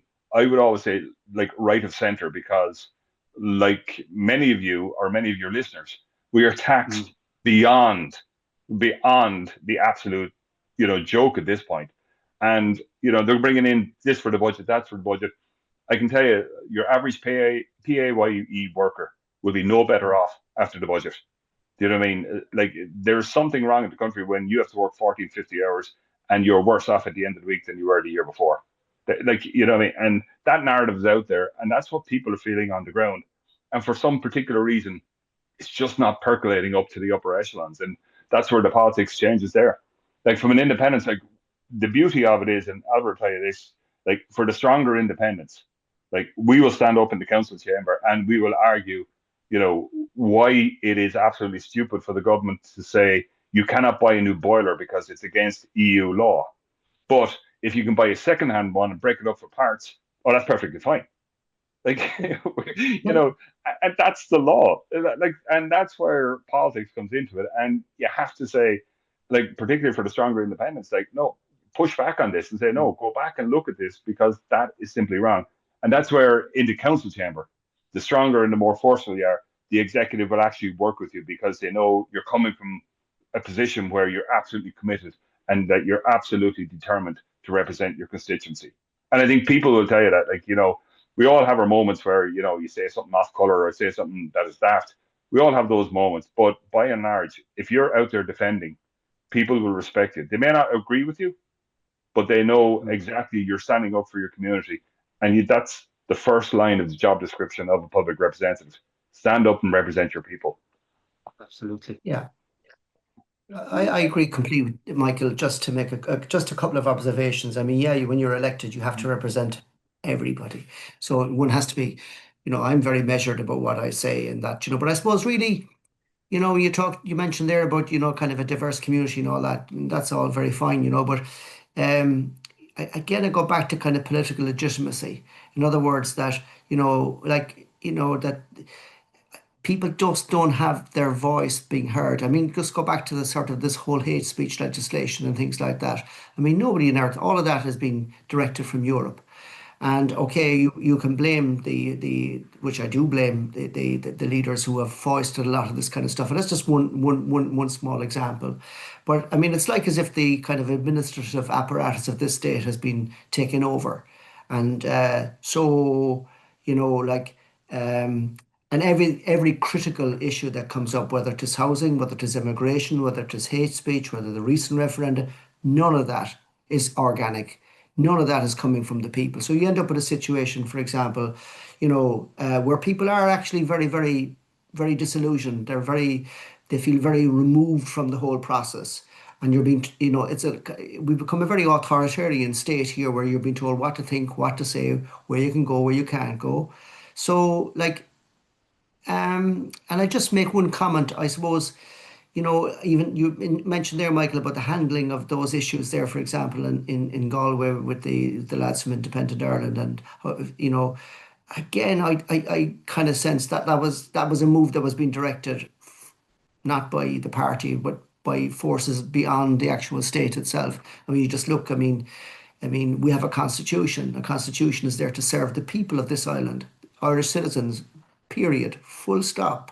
And that should be the guiding, you know, and everything, I think, is Article 5 or Article 8, I can't remember. It's all about, there's a commitment to protect us from abuse of government, where we're meant to act at all times to protect the social and economic order of the citizens of this state. That's not being done. We have the highest electricity prices in Europe. It's outrageous. We have 200, per the last census, 230,000 18 to 32-year-olds living in the family home. They can't buy housing, they can't save housing, they can't afford rent, and yet the state brings in a lot of, you know, it hasn't prioritised the needs of its own people. 15,000 people homeless. I mean, look, data really doesn't have feelings, and that's the data. And all of the response all the time is from the state, you know, it's very authoritarian. You cannot critique them because you're labelled. And so we have huge hospital. We talk about hospital waiting lists. You talk about, you know, the housing deficits. I mean, it's been so badly run, so badly run. Sometimes I believe it's organised, and that sounds very conspiratorial, but it's been so reckless. We've 80,000 net immigration this year. I mean, it's, you know, and if we do 35,000 houses, that's just the new population growth. It's just so badly managed. No wonder people get kind of very, very disillusioned and very, very, very distressed. That's why you kind of think that it's not just about, it's not just, certainly our leaders have failed us. But and you talked earlier on, Michael, about the rashest stuff that we expect to come through to be presented by the president in relation to referenda. That's the takedown of the state, effectively. That's everything is about undermining the Constitution. Yeah, well, you see, this is why we absolutely need strong, independent voices who are going to push back on this, because I agree wholeheartedly with a lot of what you've said there. I think the failure of political leadership to navigate this has allowed others in our community with less altruistic views to come forward. And that's why, people will rally around to leadership, whether the leadership is good leadership or bad leadership. So what I think you're seeing across the country is people who are frustrated with the government and the lack of an adequate political response to their issues and their problems. And you know what? People are going to percolate up in the community, and they'll find people to blame. And that's how it's going to work. They'll rally around the people because they're telling them, whatever's going on, it's not your fault. It's not solvable, but we have a better way. And I think that's where the mainstream political parties have a hell of a job to do. And it requires independents like us to stand up and kick them in the shins and say, you're elected, you're in government, go do it. 100%. And I would be very, very critical now that I'm outside the fold in the cold light of day. When you look at the amount of money we are spending, but the amount of money that we're wasting, absolute nonsense amount of money going on the Children's Hospital. NGOs are getting €6 billion per year, right? Now, all of them are good, decent organizations, but some of them don't need the amount of money they're getting and shouldn't be getting that much money. We are spending, I don't know what the average is in Cork, but I can tell you on average, a 2 or 3 bedroom house purchased by the local authority in County Wexford is around 250 to 270,000 euro. Mm-hmm. And we're going in buying 50, 60, 70 houses in the state. And that's wonderful that we're able to buy that. But that means 60 to 70 first-time buyers are not going to qualify for a council house and won't get it with the mortgage because the house is gone. So, this is where, an independent, and this is where I would be very, very angry and very frustrated that, did you not think this was going to happen? If we're not building houses and you're a young couple trying to start off in life and you're competing about the county council, and Albert will tell you this, people who get council houses, sometimes you just wonder how they get it, because, they either qualify or you don't. But you'll have people who are working their whole lives and their children are working their whole lives and they don't qualify for a county council house. And so this whole, breeds into the broader picture that, this country is on the wrong track. And it's people like Albert and it's people like myself who stand up and say, listen, there is a better way. You've just got to get a grip of these problems, and don't come out and say, we have a plan to do this and plan to do that and plan to do that. I think as a nation, we're planned out. We have too many plans because there's not enough doers in the all they are is planners. And that's where I think a lot of the frustration in our society is. That's where poor planning in special needs, poor planning in education services for people with additional needs. The disability sector needs to be wholly overhauled and properly funded. Our housing, we're literally back to the 1940s in terms of our housing. But yet in the 1950s and 60s and 70s, when we had absolutely nothing as a country, we were building houses to beat the band. Yeah, but Michael, if I could just not contradict you, but we've always had a housing crisis in this country. I can't ever remember we didn't have a housing problem. In fact, I was only for an article I was doing there sometime, but the first assembly of Dáil Éireann, and I think tis O'Higgins, he spoke about the chronic housing deprivation, and he encouraged all the parties. It was a necessity. It was necessary for everybody to work together to solve that. But I suppose, I go back to say, I know we're kind of dealing with we're getting down into the weeds, but I go back to the kind of, this attack or refusing, to defend the Constitution, to make sure that we work to ensure that the citizens of this country have the best possible opportunity. So, for example, bad planning. I mean, some terrible planning. Like for example, when the war broke out in Ukraine, which very, very sad, tragic for people there. But I mean, we had a state here, Micheál Martin and Simon and Leo Varadkar, and they committed to unlimited resources and unlimited numbers of people. And, that's all very fine, but our constitution obliges us to look after our own people, the citizens of this state, regardless of their colour or whatever it is, just Irish citizens. And we already had a housing crisis. And I saw there recently, when they took in 100,000 people. I saw recently a question from Sinn Féin TD in Dáil Éireann, his name escapes me us right now, and asking how many houses were occupied. Now we've tanked our tourist industry by filling hotels with people. It's terrible. Now 21,000 houses, right? I mean, I'm just making the point. I'm not saying that we shouldn't have taken in refugees. Of course we should have, but not at the expense of leaving all our own people homeless, in hundreds of thousands of people, tens of thousands of people nationally on housing waiting lists, and our own young people who are a lot of them, huge numbers of them, blocked out. That's what I call awful planning. And I agree with you. And my point is that all of that is not directed. That's all directed from beyond the state. And that's undermining the state's reaction. I've never seen a cogent, a coherent response from Micheál Martin or Simon Harris or any of these and that, other than we have an international duty and obligations. But nobody says your international obligations, your obligations start first with your constitutional obligations to the people that are here. And I think, so we end up then dealing with all of the other myriad of problems with regard to housing or lack thereof. And then we have, issues in the education system and in the hospitalisation system, and they're all chaotic. So that's just me one small example. I could give you 10 more. And then if you critique the government, and all of the parties, you know what you're called. You're called a puppet, all this kind of nasty rhetoric, because you're dealing with stuff in a logical, coherent way. That's not tolerated. That's my That's my feeling about it anyway. No, and you know what? I wouldn't disagree with you. Now, I would have always thought when the Ukraine war started that they never anticipated going this distance. So I think they were just got short on it. You know what I mean? They never saw this was going to go on for as many years. If they did, and it continued on the way they went, that was just crazy. But I would say I agree with 90% of what you're saying. But history doesn't repeat, but it does resonate.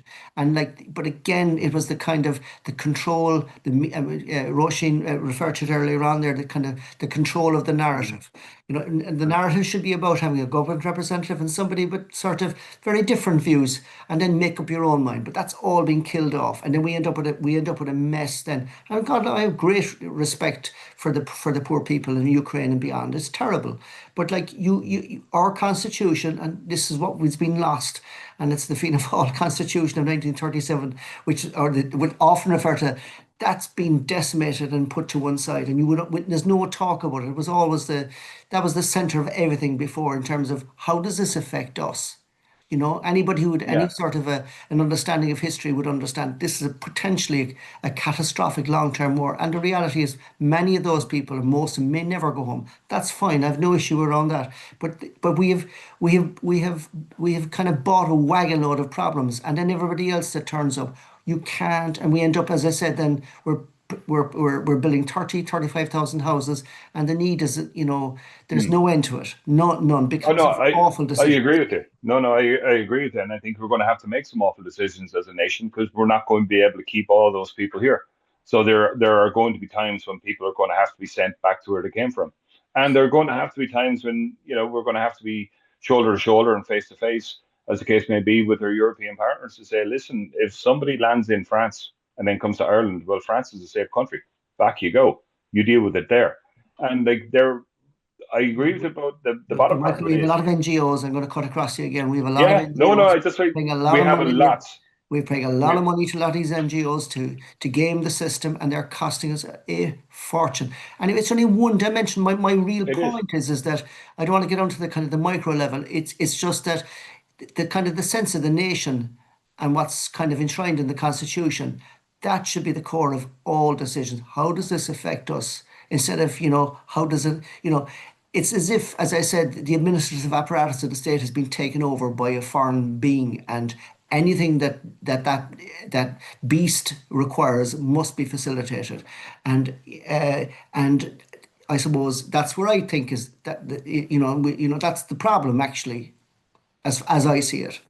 Yeah, no, I wouldn't disagree with that. The difficulty I would have is that the problem emanates from a concentration of individuals at the top, and then it's percolated down, it's cascaded down on those at the bottom. And as you realize, and as I realize, like what's happening on ground level is far different from what's happening at the upper levels.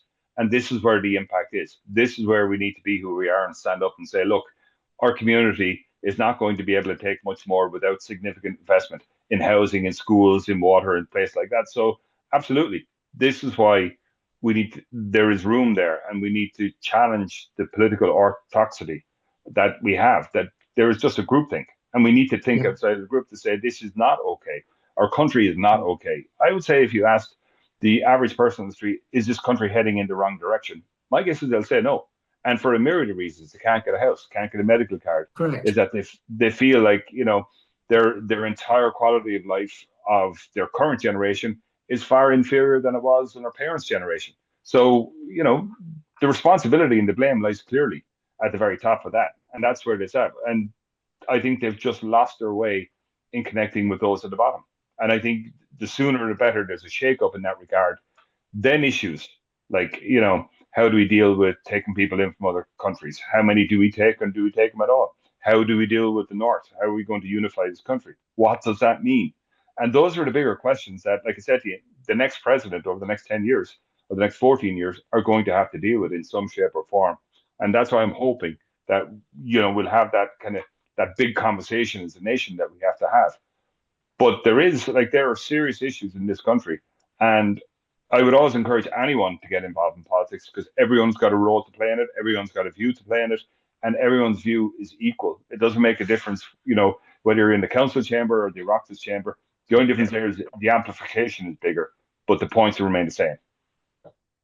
Yeah, I great, and I completely agree with you. But it's also about getting people to talk about responsible politics and holding government to account for some terrible decisions, and that's a big problem, as Roisin referred to earlier on. Like Luther, we don't have a critical media. The fourth estate, sadly, is not there anymore. I mean, in fairness, there are a couple of online journals are very, very good. The likes of Grip do fantastic work, and without Twitter, as or we wouldn't have a voice, because there's nobody. I mean, certainly the mainstream media don't come looking for me for some of the stuff that I've done. Be very, very, very.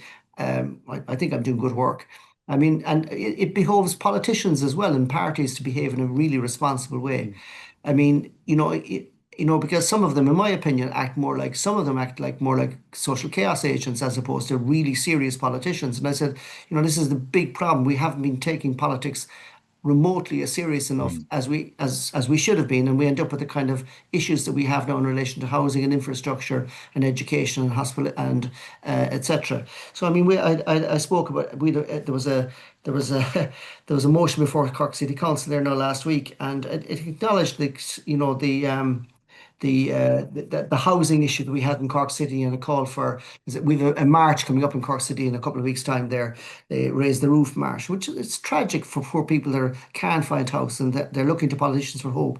And I'll just read a little bit of the motion for you there, Michael and Roisin and Paul. Like, the housing crisis, I quote, is the greatest barrier to stability, security, and independence for our That's great, I understand that. But the last line of it then was that they said that everyone who calls Cork home deserves a home. Now, I critiqued that, and I said that's really, really reckless. You're effectively putting out an invitation to the 8.5 million people, or 8.5 billion, 85% of the world's population, which is living below in abject poverty. Come here, Anybody can call Cork a home. You're not an Irish citizen.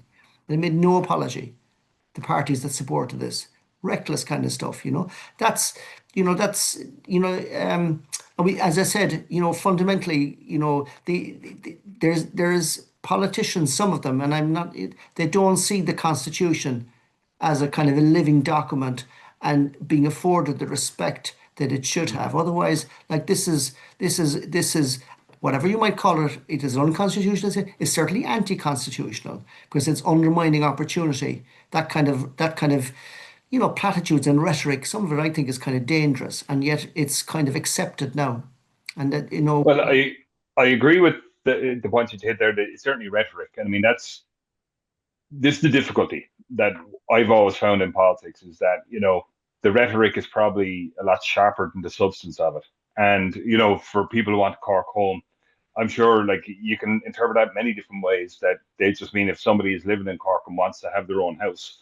Now, does that mean that the state has to provide it? No. Does it mean the state has to have a role in it? Maybe not. But it means you should have a chance of your own house, regardless of the fact, whatever your family status is, whether you're working or not working or, private or not. But I think, and one of the things, and I think I've noticed this now, and you may have noticed too, Albert, is that, and we see this obviously in America, and we're seeing this quite a bit in Britain, is that we can disagree over things, and you can be, the most decent people, and we can disagree over things and leave it there. But my concern is that line is now very much gone. And I think one of the worries I have in politics, and one of the worries I have for encouraging people to get into politics, particularly local politics, is that it's becoming a very, very toxic environment. Is that, like, not only do people now question your motives, but they question your integrity about those motives. And obviously, everything you're doing is completely wrong because you're doing it. So I think one of the things, and probably the independents will probably play a lead role on this, is to try and bring it back from the edge where you can actually disagree with somebody without disliking someone. Yeah. And like this is where it's key, the civility. And one of the things in the Constitution that you see is where we cherish all that in the 1916 proclamation is we cherish all the children equally, regardless of the differences of set up in the past. So we're going to have a big issue. And America, you can see what's going on there. Like political assassinations are now the norm. You can see it last weekend, 150,000 people turning out to rally around Tommy Robinson's and the Defamation League. So we're going to have to stand up and be counted as public representatives, where we come together around a civility and we say, look, we may agree, we may disagree, but it's not about dislike. And I think this is where social media, and this is where, people with less than wholesome intentions are coming on board, and they're really kind of splitting the country into, us and them and us, and they're getting it at our expense. Not quite as simple as that. And it's not really fair to say that. And we can have it there. And I don't know, like, I know some of the councillors in Cork, and I know some of the experiences I've had in the past, like certainly in local politics here over the last 10, 15 years, like I've had all sorts of, physical intimidation, threats. And at one point I had a brick put through the window. So, you're going to need people who's going to come forward with a very strong ethic and a strong belief that we have a job to do as public representatives to bring everyone with us, where those fringes of society where, if somebody is misinterpreting something that said is like, oh, yeah, they're going to get a home at my expense. Well, no, it doesn't quite mean that. You know what I mean? So we have a job to do. And I think local democracy has a much stronger job because we're not as partisan as they are in the Dáil. I mean, we have our groupings and all that sort of stuff. But at the end of the day, when it comes to the budget, it always kind of works around a coalescence. When it comes to doing the right thing in your local community, it always comes around a consensus. And there'll be people who disagree for legitimate reasons, but we have like a very, very strong role and a strong voice. And I think the independents can come in that and can get away with things where we don't have the same baggage as today the political parties would. So we can actually get on and do things that the other parties can't because they're with the confines of a national structure. We don't have that. And like organizing protests and everything like that, it's a lot easier for independents to do that than the parties can because, sure, they're a part of the government. Why are you protesting against your own government? Go talk to your ministers, get them to sort it. So we have a much better role. And I think, like, and whether we like it or not, and I think you're correct, that when the war is finally sorted in Ukraine, that they're not all of them are going to go back home. And we're going to have a job of making sure that they integrate and they assimilate with the rest of us in the country here. And they, everyone plays to the same rules. That, you shouldn't get any special treatment or any preferential treatment. You're one of us now, and you have to roll up your sleeves and serve with one of us now.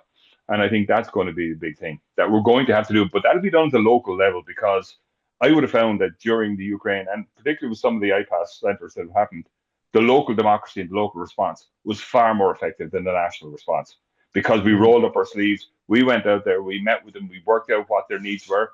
They told us what their needs were, and we told them what their responsibilities are. That you need to integrate into community. You need to get involved. People need the opportunity to talk to you. You need to talk to them to explain your story. And that's what I don't think has happened with the IPAS. They haven't allowed those conversations. And I think that will come back to haunt the government and I think a myriad of problems down the line, because when they do have to deal with it, then I think the people, and I think the nation would have moved on by then. And there's a certain feeling that, all of these people are coming in there, grand, yeah, if they're getting anything, it's at my expense. When really the government should have shown leadership from the origin and said, no, it's not, and that we're all in this together. But we didn't get that. It was left to the locals. Yeah, you see, I think, Michael, I obviously I agree with much of what you say, but I mean, just in relation to my, that kind of rhetoric that comes across, that's measured, that's very deliberate, that's no accident, that kind of stuff. When I said that everyone calls Cork a home deserves a home, that's deliberate, and it's put and supported by 3 or 4 parties, and and the rhetoric that was thrown at me for simply questioning that kind of irresponsible behaviour. As I said, the debate really needs to be around the centrality of our Constitution. It either has a value and has a meaning, and and they are fundamentally, the government is there fundamentally to serve the citizens of this state. That's its primary duty. I mean, and can I tell you something? I'll give you one small example. I mean, Michael, yeah, and I'm all for assimilation. That's great. Absolutely, we must roll up our sleeves. But I mean, what the state did was it prioritized the needs of other people over and above its Irish citizens. And people don't maybe articulate that, but they do feel it and they understand that. And that's why we need to go back, and I do think that there's a concerted and deliberate effort to undermine the Constitution and weaken people, and so that anytime that they feel they want to critique something, they're shouted down, or they have a media arm to quieten people and repress them. And I mean, I abhor violence. I absolutely hate it. I spoke last week, and I got a lot of abuse from Sinn Féin, a motion in Cork City Council to establish a new Ireland forum for unification, coming from Sinn Féin or from Fine Gael. I just thought it was, I won't say irresponsible, certainly way too premature. And I had said things about to Sinn Féin and Fine Gael. I took a lot of abuse over that. That's grand. I can take all of that. But I mean, I'm steeped in the history of the north of Ireland and all of the pain that people suffered there, and again, core issue: respect for the Constitution, live by the Constitution. And how does all actions should be looked at as how does this affect our people? How does it affect the nation? And where is the nation going? And I don't think as a country we spend enough time talking about it. We're sleepwalking perhaps into big trouble. Well, yeah, I wouldn't disagree. I just, because when you brought up that there's I think there's a book coming out at the end of October by Fintan O'Toole and Stephen O'Byrne, the political editor of the Belfast Telegraph, and it deals with unification. And they were up at the McGill Summer School this year, and the conversation about unification and where that's going is fantastic. And I can guarantee you, if in the next 10, 15 years we're talking unification, there's going to be all sorts of questions coming to us that we never thought about in unification. So I would agree with you that any forum now, it's a bit premature for that until you see what's coming down the lines. But you see, and this is the difficulty I have, and the difficulty you're seeing in Dáil Éireann and to some degree to Shannon, is that we can disagree without being disagreeable. You know what I mean? Like, just because you have a view that this is, the fundamental that the government has gone away from Constitution, has a lot of merit in it, let me tell you. But just if I agreed with you or disagreed with it,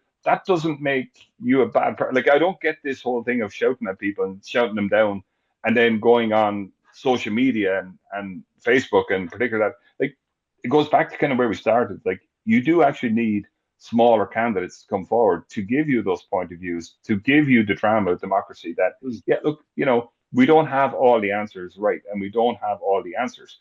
Other people and collectively we do. And I think, you know, I go back to Albert, that we're back on the same side in this one, that the Constitution and before that, the 1916 proclamation sets out the parameters of the Irish state and where the Irish state is. But, you know, there is, I'm teaching a course in the new year on government and political and social administration. And one of the first things we looked at was the amount of state, semi-state, and governmental organizations in the country.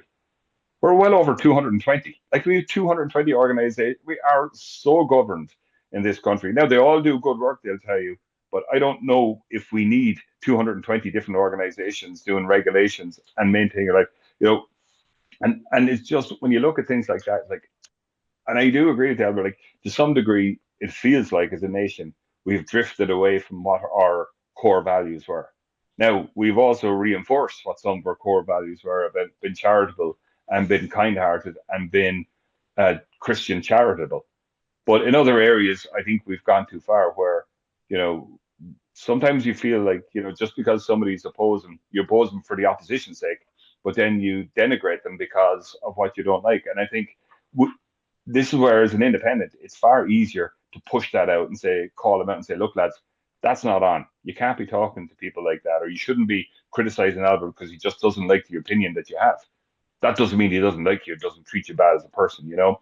And I think that's got to go back into it. And I think as independents, you're far more like human-centered and like people-centered, that really at the end of the day, like I said to you, the first job description of us as a public representative is to serve all of our people.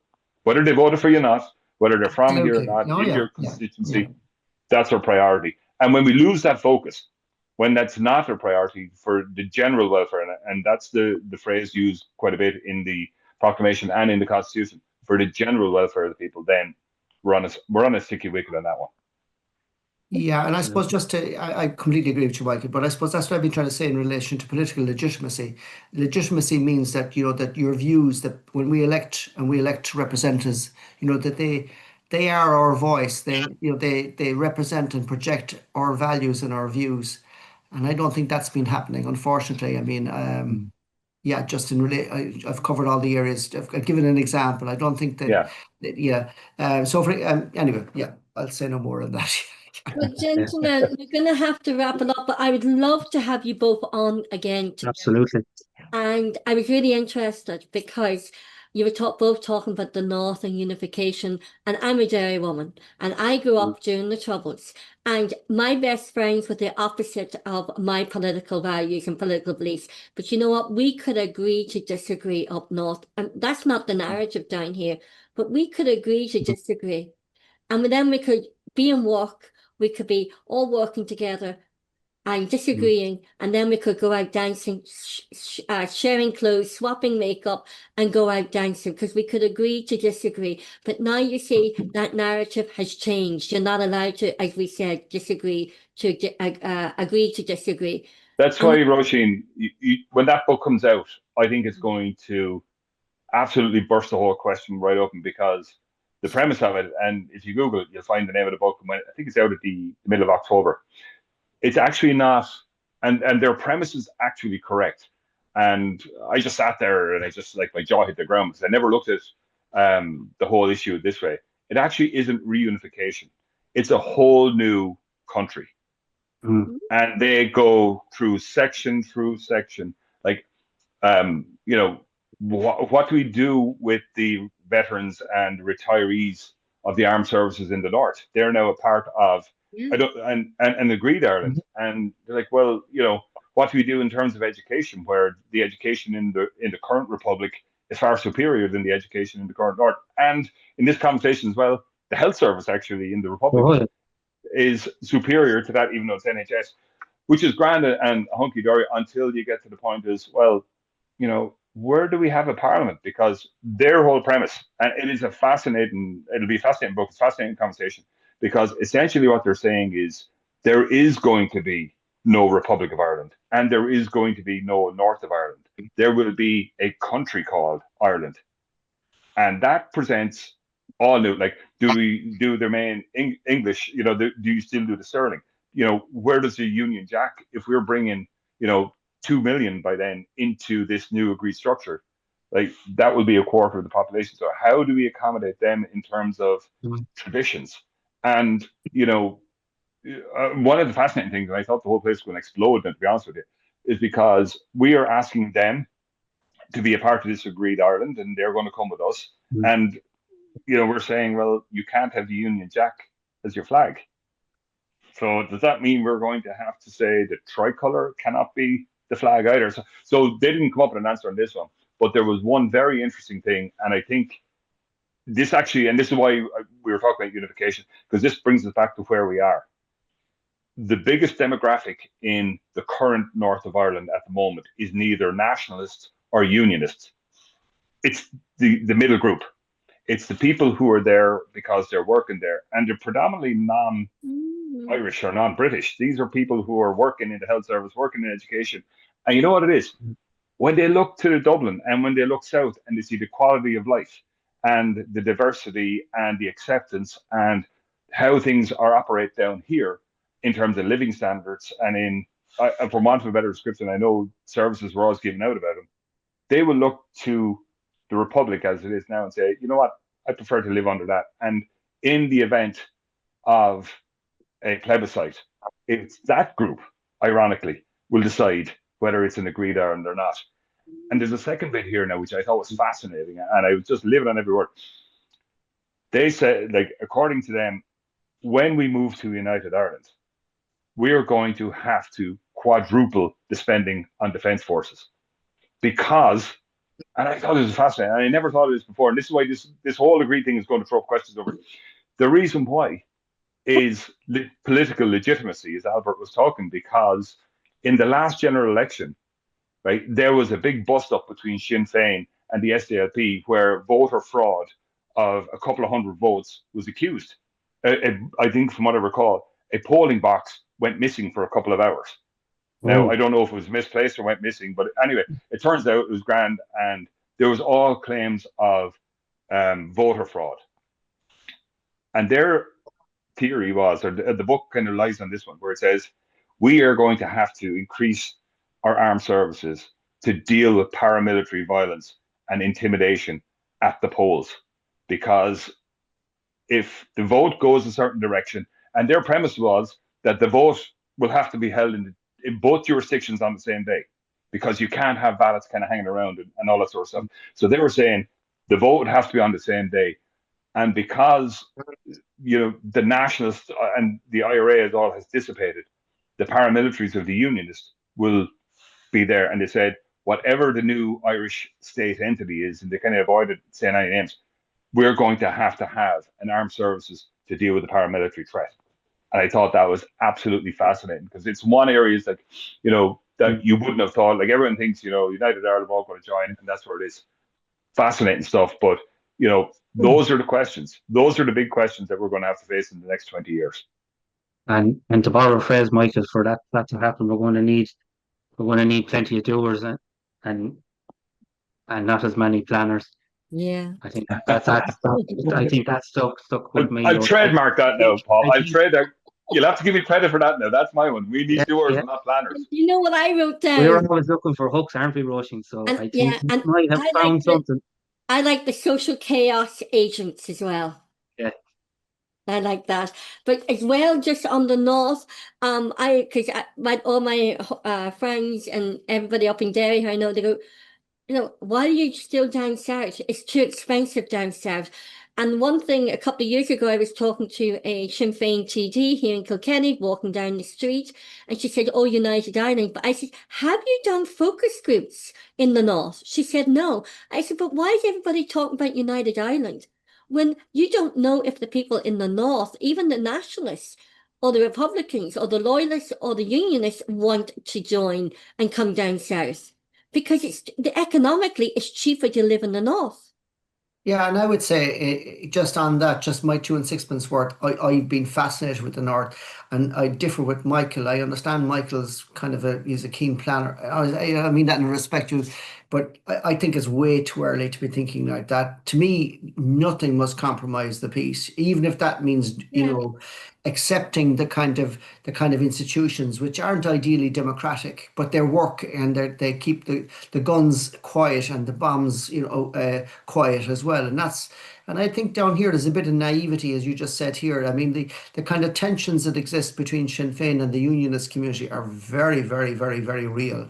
And there is real tension within the kind of between Sinn Féin and SDLP and Alliance there as well. There's a lot of I think there's a lot of political naivety down in the south with regard to what life is like, and political reality on the ground in the north is very, very different.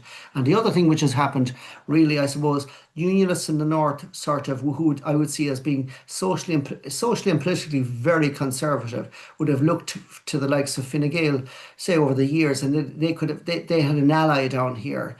But now I don't see a hair's breadth between Fine Gael and Sinn Féin. I really don't, and they've alienated themselves. We've alienated ourselves down here and we've alienated ourselves from a huge swathe of, we'll say, nationalist voters who would see us as become too progressive. And so I don't think that it's the kind of fit that we think is there. I think it's not there at all, actually. And I think that's something. Yeah, I'd agree. And your history will tell you, Albert is correct, because what happened to Sinn Féin in 1922?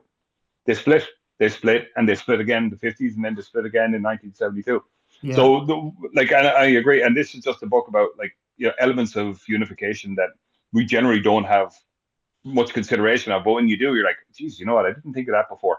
But ultimately where it's going to go is that you could see a large, and they reckon, and it was just on radio actually yesterday morning. They reckon you could have anywhere up to 80 to 100 new TDs coming out of an agreed area from there.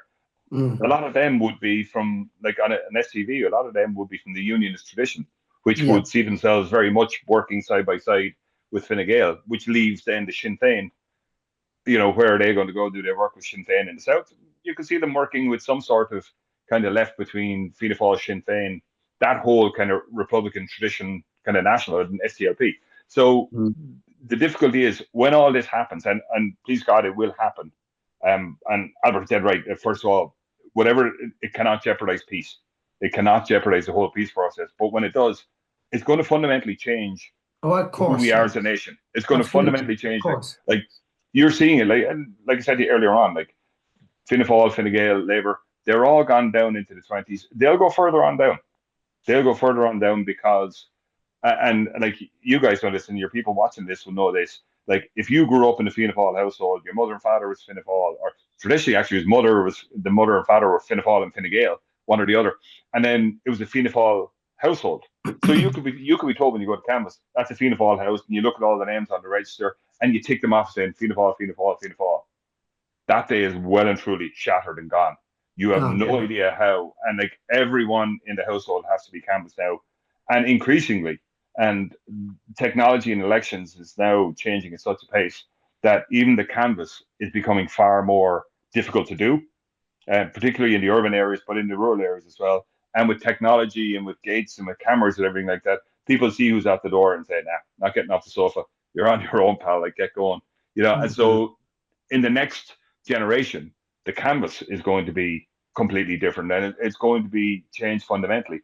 And that's where, to be honest with you, it doesn't make a difference, and it won't make a difference if you're in a political party in terms of getting elected, because the world's going to be flat. We're all going to have the same technology. We're going to have the same access, the same cheap. You know what I mean? And that's going to bring its own challenges to us. But down the line, like being part of a bigger party will only carry you so far. It will be getting to the social media and getting to reach the groups of people that literally you need to motivate to get out the vote. And we need politicians to represent the people, and going back to be representing the people for the people. Correct. Well, they won't survive long. If they're not representing the people, they won't survive long. Loads and loads of people. Like and Albert's looking the history in Cork, I can tell you, looking around the chambers in Wexford, like people who are not delivering on the ground, who are not active on the ground, and who just turn up 3 months before an election thinking, here I am and they're great, they generally don't survive. They generally get beaten out. And politics has gotten far, far more competitive now than it was maybe 10, 15 years ago. And you've got so many different mediums. And the other side of the coin is you have to be so careful nowadays that you don't say the wrong thing, and that, you know, you're never off duty. Cameras are never off duty. So if you're out for a few pints, you know, you might as well just be watching yourself there too, because there's always something or someone who's going to be there to try and either catch you out or that sort of stuff. And then next thing you know, bang, you're on an anonymous post on Facebook, and you know, you're just going to have to grin and bear it. And the difficulty is the amount of people who see that sacrifice as grinning and bearing it is getting less and less. Quickly, Albert, we'll give you the last word because we've gone well over time. But you know what? It's been such a riveting conversation. I'm listening intently to every word that we really, we need to get you on both together again, talking about so many different topics that it's been one of these interviews, panel discussions where I'm just listening intently on every word, and it's just been brilliant. So Albert, what is your thoughts about going forward with the people, representing the people for the people, just like Michael have said, going forward? Yeah, absolutely, you know, and that's what I would continue to do. And I really like doing that, you know, giving honest representation. And on that, I suppose, just to finish, I mean, I'm involved. I'm very lucky to have a very brilliant wife who's really supportive. We work pretty much full time at this job. It's a new vocation for both of us. And I mean, you talk about, like, I suppose there's another concern, just I make another sort of a political point. I suppose a fear, and Michael has articulated it very well, that the parties really, are they gone? They're in decline anyway, you know. But you spoke about giving people representation, and that's absolutely essential. And we have a big issue here now in Cork City, as I see it anyway, in relation to some of these Part 8 housing developments. We have a rash of them all over the city. And it's very interesting, like, you know, I've argued and I've demonstrated and spoken council and put out media that a lot of these kind of decisions in relation to the actual the numbers of units or housing, I don't like that word units, but housing, is all predetermined. And I've shown all of this in council, and I have one recent one here now in Ballincollig. They're all the same story, like, is that, and you know, all of the local community up in arms, you know, not against housing, all want housing, but not good, they want good housing and good planning. And I'm on my own and giving these people representation. And my sense is then again is that the whole kind of politics has become very authoritarian. Whether Fine Gael, Labour, Sinn Féin, they won't go against. They'll sacrifice their own community because they have political ambitions. They want to get on the national ballot, and they have no chance if they go against what is perceived to be, you know, government or their own party policy, which is we need more and more housing. And I'm all for housing, but I'm only making the point is that there's a kind of an interesting development I notice here is that they're quite easy and willing now to part with their own community to satisfy what is the kind of the party diktat. And that's another big concern, which I think is going to mean that again more and more people are becoming disillusioned. They vote for people and they don't give them representation. That's a huge worry. And I suppose as an independent, Michael is the same. We will always give people representation. That's our vocation. Well, it's been absolutely. You know what? It's a long time since I've been at the edge of my seat, listening like a ping pong tennis ball, going from one to the other, and just listening to what you both have to say, because you bring so much value to politics, and I think independence is a massive way forward. But we hope that you will come back on again. I've got so many topics to talk about, and yeah. And thank you very much, Roisin. Thank you very much, and thank you, Paul. And thank you, Michael. Thank you. You're very welcome, lads. The very best of luck to you, and Albert, good luck with the rest of your term. The first term, you're dead right. The first 2 years you're going to sit there. By the end of year 4, you'll be chomping at the bit. But it does take 2 years to learn the ropes and learn when to duck and when to weave and when to get up and talk. But you know what I mean. We're getting there. You're well grounded. Like you said, it's a vocation, and as long as you remain true to your values, you're fine. Thanks, if you start selling out your values, if you start betraying your values, you're going to be nothing to anyone, and therefore you're going to be taken out at the next go. Well, gentlemen, just stay on there for a couple of minutes afterwards from Paul and myself. Thank you so much for taking the time out of your evening to come on and talk to Paul and I on the Irish Political Roundup. Thank you, and thank you for taking the time to watch our video here on the Irish Political Roundup, and goodbye for now.